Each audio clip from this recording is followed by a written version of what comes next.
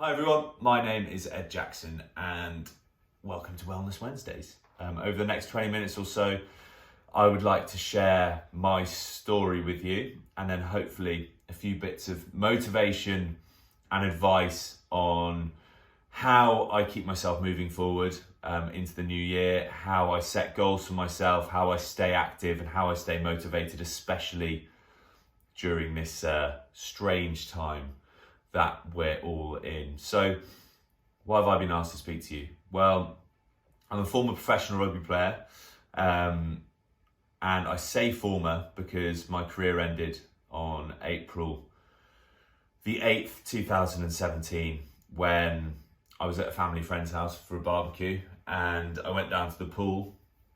Looked like it was a feature pool. There was a waterfall in one end, so that was disturbing the water and I couldn't see how deep it was. So I dived in, where the waterfall hit the water, I thought would be about 6 feet deep, turned out to only be about 3 feet deep.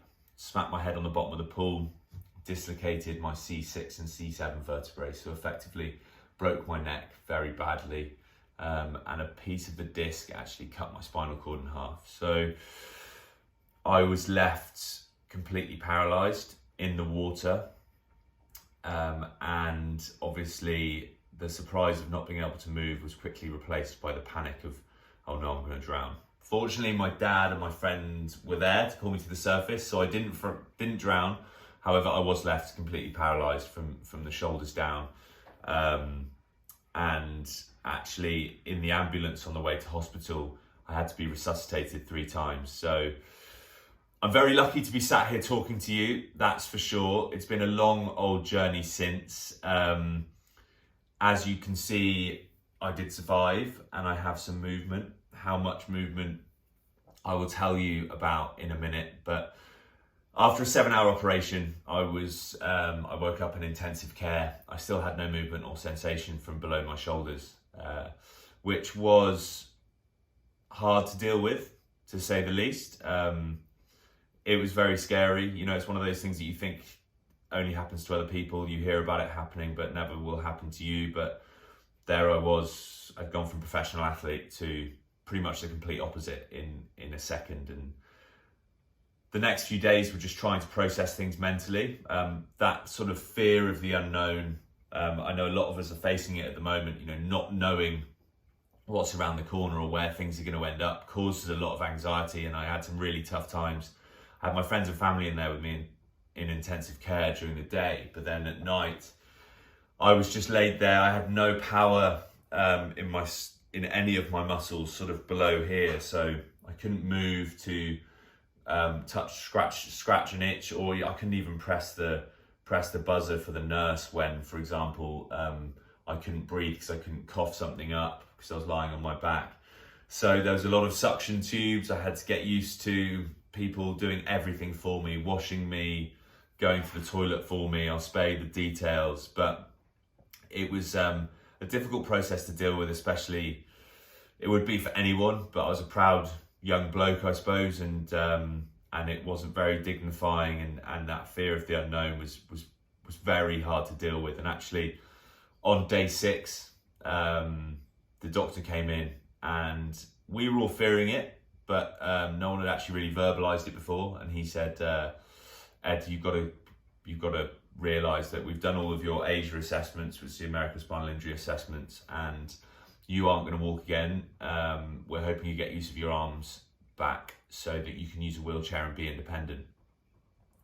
So that hit me like a bit of a hammer, but it had a surprising impact on me actually mentally, because as soon as the word independence was mentioned, I realised it wasn't just about me anymore. It was about my family and my friends and carers and everyone that was going to have to look after me for the rest of my life. And that gave me this weird boost of motivation. And I just spent every waking hour from then on staring at my toes, staring at my fingers, trying to wiggle them. And I'm not going to lie, there were many times where I thought it would never happen. 24 hours passed, 48 hours passed, 72 hours passed, and nothing was happening. But I knew I had to keep trying, because I knew that I wouldn't, in 6 months' time, if I was still completely disabled, but I've done everything I could to get to that point, I'd be able to live with myself. But if in 6 months' time I knew I could have done more, and then now I was affecting a lot of other people's lives, I wouldn't have been able to live with myself. So that's how I motivated myself. I moved myself externally. It wasn't just about me anymore, it was about other people. I focused on them. I found my why in my mum and my wife and my family. And then sure enough, on day 8, my toe wiggled, which was more than a shock. It was unbelievable. I mean, I'd been having spasms, so I thought maybe it was a spasm, but then I did it again and again, and I was staring at my toe, telling it to move, and it was actually moving. And it's a bizarre sensation looking at body parts and telling them to move and them not moving, especially when you're used to being a professional athlete and used to being pretty dexterous and good at moving things. And then there it was, wiggling on the end of my foot. I couldn't feel it moving, but I could see it. So I called my mum in. I was like, "Mum, I think I'm moving my toe." And sure enough, I was. So there was the hope. Everything was out the window then, because I was told that would never happen again. Obviously, I wasn't in the clear, very far from it. Life in a wheelchair was probably still the likely outcome, but it just gave me that boost of motivation to really start trying, to really start pushing towards getting better. And then bit by bit, slowly but surely, my body started returning to me. After 6 weeks, I moved to a spinal rehabilitation centre.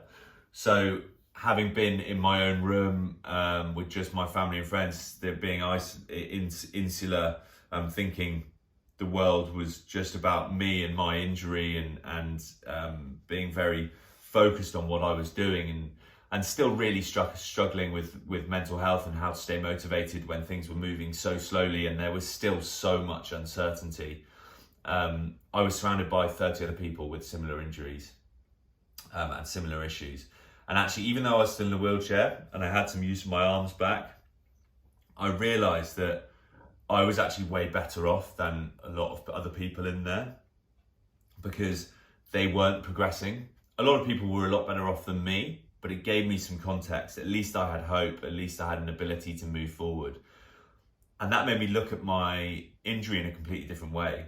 I felt so lucky that I wasn't one of those people with a complete spinal cord injury who had no hope of improvement, who had ventilators, rather than feeling unlucky that I was fine. So that twist of perspective on my injury really changed how positive I was about it. And that positive mental attitude towards my injury had direct physical results. I really learnt the power of the link between the mind and the body. When I was positive, my body reacted, and when I was negative, my body also reacted, or didn't react at all, if you like, and I would plateau. So over the next 6 or 8 weeks in the spinal unit, I tried to keep my head up. The other thing I realised is I was lucky to have friends and family coming in during the day.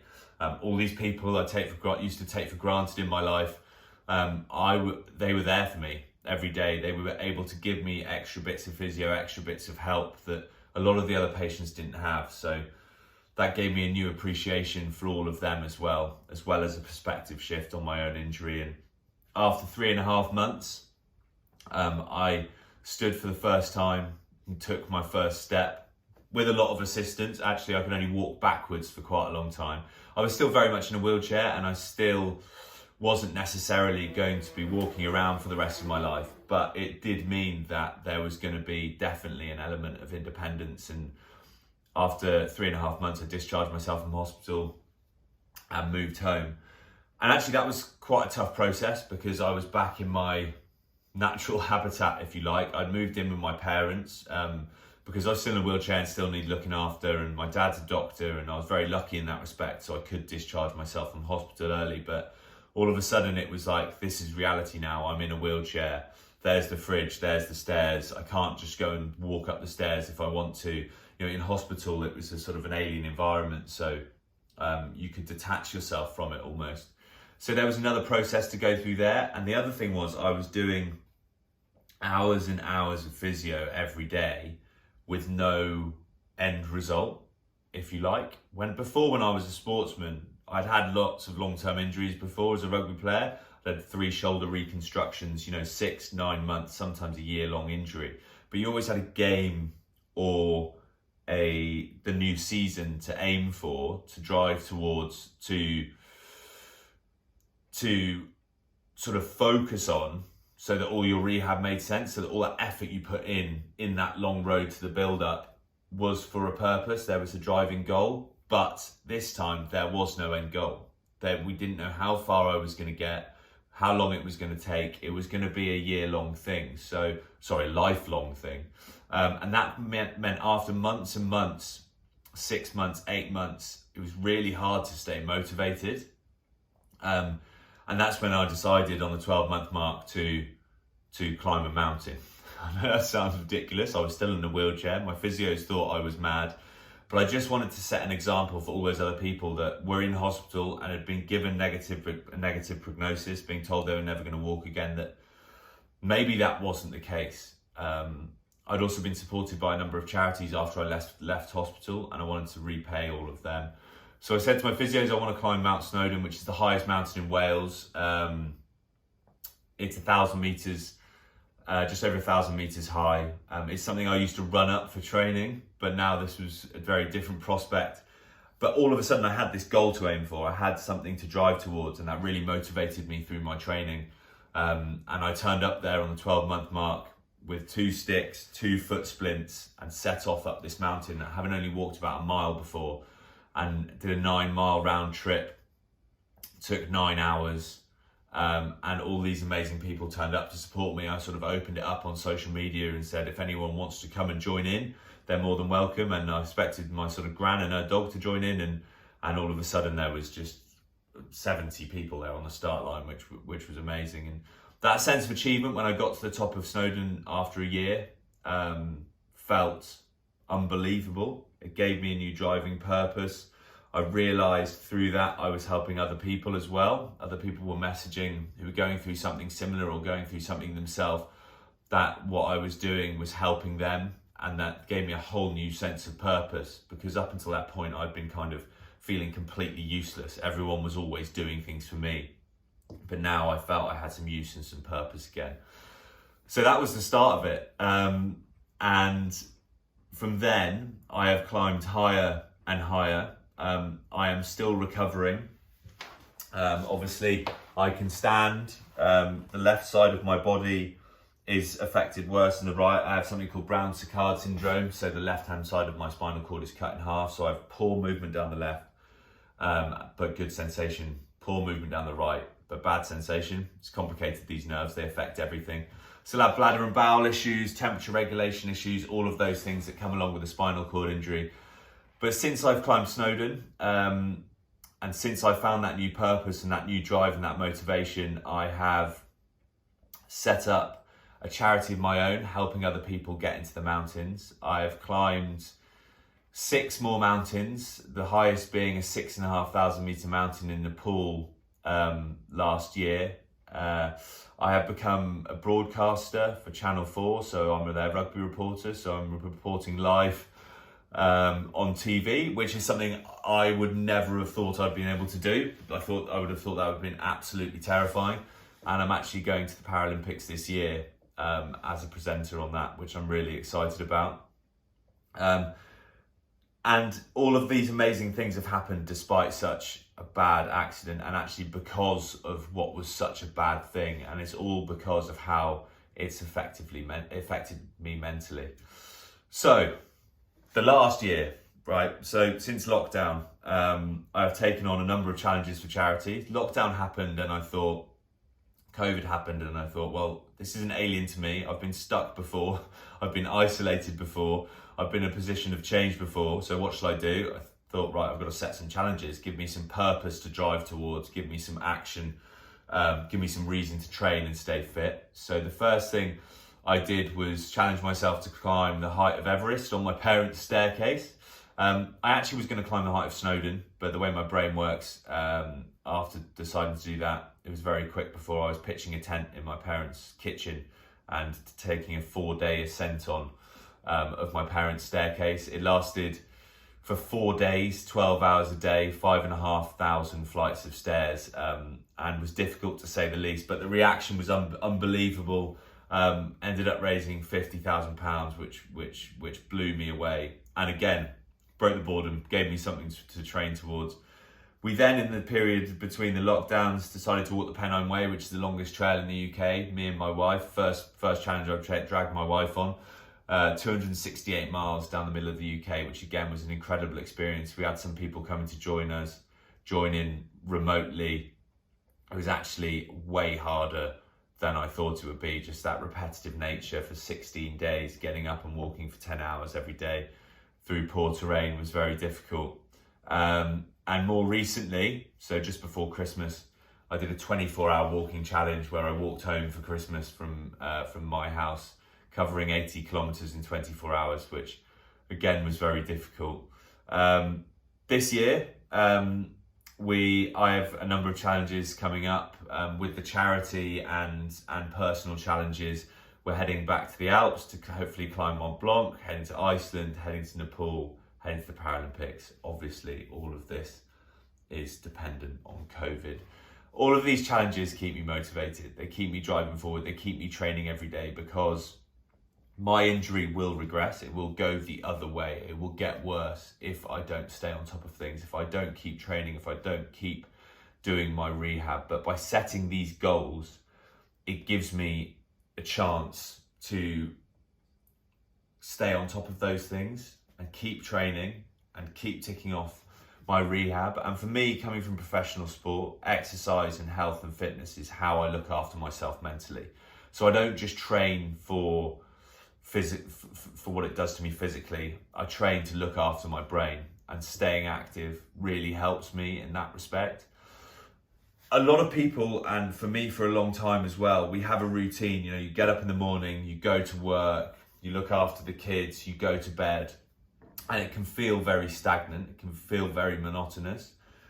I feel it's very important to progress in certain areas of your life, and you can do that in areas such as health and fitness. So my advice would be, set yourself a challenge, say it publicly so that you have to then do it, and then start training towards it. So you will start getting fitter, you will start improving, and that sense of progress really helps you mentally, really helps mental health.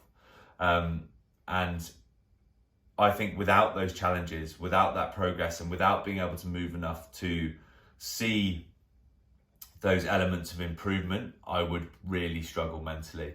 And those things you can do yourself. You know, it's really important that you do them yourself. And another way that I do it is just by creating habits. So the other piece of advice I would give you is forcing yourself into a routine where you make it easy for yourself to train.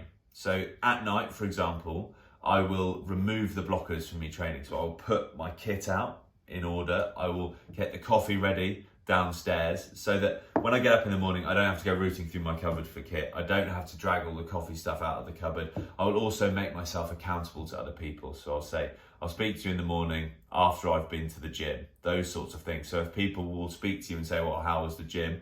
You're accountable to other people, because it's too easy to look for that immediate gratification and instead just go for the bacon and eggs and a coffee and go, oh, I'll train tomorrow. But if you're accountable to someone else, it makes a massive difference. I hope a few of those little bits of advice moving forward can help you if you can stick to them. And if not, I hope that my journey and my story in brief that I've given you can hopefully give you some motivation and also some perspective, and make you realise that life doesn't have to be going perfectly. It's not all about shiny cars and bright lights and lots of money. You know, it's about your family and your friends. It's about your health, your well-being, and it's about being happy. Because I was a professional sportsman. I had it all, I suppose, in my eyes. I was living my dream, and then it all got taken away. But I can honestly say that actually I'm a lot happier now, and that's just because I look at my life completely differently. So good luck this year. Go and attack it. 2021, I hope, will be a lot better than 2020. I'm sure it will. Thanks for listening. Download the TRUCONNECT app.